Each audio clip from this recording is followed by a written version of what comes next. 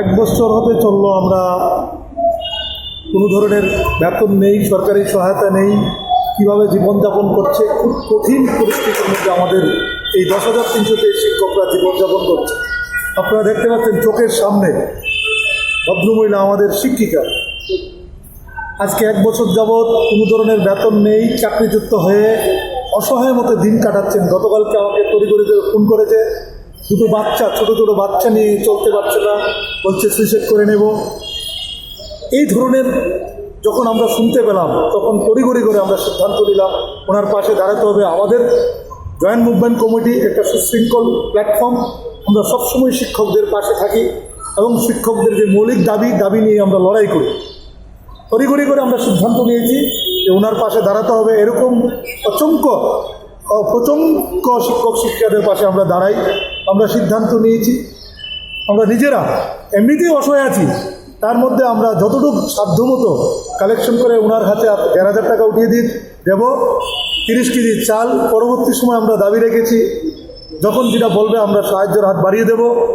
ইতিমধ্যেই আমাদের সহযোদ্ধারা 2 কেজি ডাল, 3 লিটার তেল, বিস্কিট, মানে যত মশলা টশলা আছে সমস্ত মশলা ওনার হাতে পরিয়ে দিয়েছি, যাতে অ্যাটলিস্ট নুন ভাত খেয়ে দুটো বাচ্চা নিয়ে জীবনযাপন করতে পারে।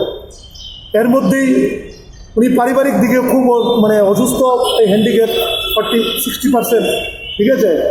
এটা আমাদের নৈতিক দায়িত্ব, আমরা যারা চাকরিচ্যুত হয়েছি তাদের পাশে দাঁড়ানো, সেই দায়িত্বটাকে আমরা পালন করছি।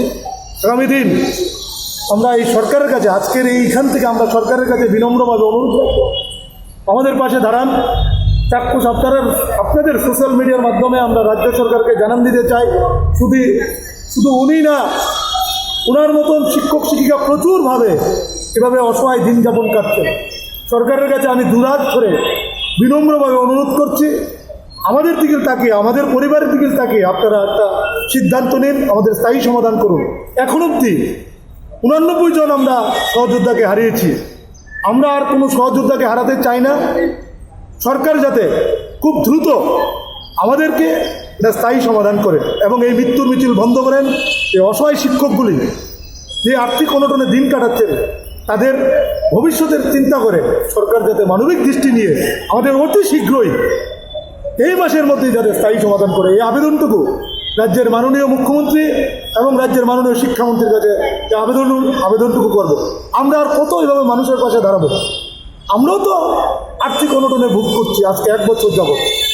তাই আপনাদের মাধ্যমে আমি রাজ্যের মাননীয় মুখ্যমন্ত্রী, রাজ্যের মাননীয় শিক্ষামন্ত্রীর কাছে আবেদন করব, এই ধরনের যারা আমরা অসহায় অবস্থায় আছে তাদের পাশে দাঁড়ান, তাদের জীবন জীবিকার পথ উজ্জ্বল করুন, এটা স্থায়ী সমাধান করুন।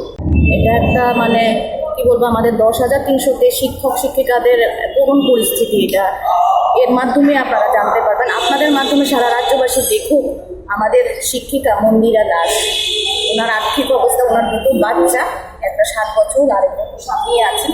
আপনারা দেখেছেন যে 27 তারিখ যে সরকারের বর্বরোচিত আক্রমণ, তখন ওনারা অন্ডেড হয়েছিলেন, ওনাকে সারা রাজ্য দেখেছে। এখন ওনার বাড়ি সূর্যমণিনগর, ওখানে ওনাকে খুব মানসিকভাবে লাঞ্ছনা দেওয়া হচ্ছে, ওনার বাড়ি ঘরে আক্রমণ করা হচ্ছে, কেন আন্দোলনে গেল, এবং ওনার অবস্থা এই আর্থিক বিপর্যয়, চাকরিচ্যুতি আজকে 1 বছর চলছে, পয়সা ইনকামের কোনো রাস্তা নেই, ওনার 2 বাচ্চা, ওনার পারিবারিক অবস্থা খুবই খারাপ। এই অবস্থায় 2 বাচ্চা নিয়ে উনি ওনার বাড়িতে একাই থাকছেন। ওনার হাজব্যান্ডের সঙ্গে বোধহয় ওনার এখন যোগাযোগ হচ্ছে না, ফোন রিসিভ করছেন না বা কোনোরকম আর্থিক সাহায্য করছেন না ওনার হাজব্যান্ড। ফলে উনি আমাদেরকে জানিয়েছেন, উনি কান্নাকাটি করছিলেন যে ওনার বাচ্চাদের নিয়ে কোথায় যাবেন। ওনার নাম মন্দিরা দাস, ওনার হাজব্যান্ডের নাম পান্না চৌধুরী, সাবরুম, হরিণাবাড়ি। আমাদের ডিটেল জানানোর পর কমলদা আমাকে ডিটেল জানিয়েছেন, তারপর বিজয়দা আমরা সবাই মিলে একটু ওনাকে অন্তত যাতে 2 বেলা বা 1 বেলা অন্তত বাচ্চাগুলোকে নিয়ে খেয়ে বাঁচতে পারেন, আমরা তড়িঘড়ি করে কালকে সন্ধ্যার সময় আমরা কিছু টাকা কালেকশন করে আমরা ওনাকে অন্তত 1 মাস 2 মাস যেন খেয়ে অন্তত বাঁচতে পারে, 2 বেলা ভাত খেতে পারে, এই জন্য আমরা কিছু কালেকশন করে ওনাকে চাল ডাল বা যাবতীয় সামগ্রী আছে কিছু আর্থিক সাহায্য করছি ওনাকে। অ্যাকচুয়ালি এটা সাহায্য নয়, আমরা 10,323 শিক্ষক শিক্ষিকারা একে অপরের পাশে আছি, থাকবো, এই প্রতিজ্ঞা আমরা করেছি। সরকার কী করছে এটা সরকারের ব্যাপার, সরকার এখন আমাদের জন্য কিছু করেনি। আমরা সরকারকে বার্তা দিতে চাই যে আগামী দিনে আবারও আমরা আন্দোলনে নামবো, ঝড়ো আন্দোলনে নামবো, যতক্ষণ আমাদের চাকরির ব্যবস্থা না হচ্ছে। আমাদের পক্ষ থেকে যেভাবে সুবিধা হয়েছে, যার যেমন করে চাল ডাল বা সয়াবিন ডিম বা তেল যার যা সম্ভব হয়েছে দিচ্ছেন, অন্তত উনি যেন দুটো বাচ্চাকে নিয়ে আপাতত অন্তত দুবেলা ভাতটা খেতে পারেন, কারণ ওনার আর কাজ করার মতো কোনো অবস্থা নেই, কারণ উনি 60% হ্যান্ডিক্রাফট। ফলে ওনার হাজব্যান্ডও ওনাকে কোনো রকম সাহায্য করছেন না, দুটো বাচ্চা নিয়ে উনি কোথায় যাবেন। এবং এলাকায় ওনাকে ভীষণভাবে লাঞ্ছনা করা হচ্ছে, বাড়ি ঘরে আক্রমণ করা হচ্ছে, ওনাকে থাকতে দেওয়া হচ্ছে না, ওনাকে মানে ব্যতিব্যস্ত করে তোলা হচ্ছে, বিভিন্ন ধরনের চাঁদা কালেকশন করছে। এলাকার মানুষ নিশ্চয় রুলিং গভর্নমেন্টের কেউ হবে, নাহলে ওনাকে কে বা কারা করবে।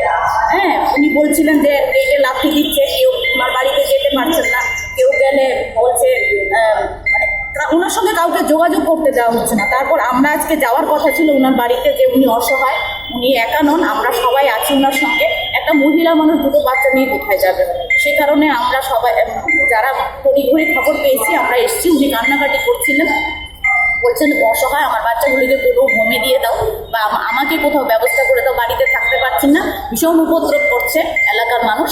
ফলে আমরা সরকারের দৃষ্টি আকর্ষণ করবো যে এইভাবে একে তো চাকরি চলে গেছে, খাওয়ার ব্যবস্থা নেই, কোনো কাজের ব্যবস্থা নেই, উনি হ্যান্ডিক্যাপ 60%, একটা মহিলা মানুষ দুটো বাচ্চা নিয়ে কোথায় যাবে?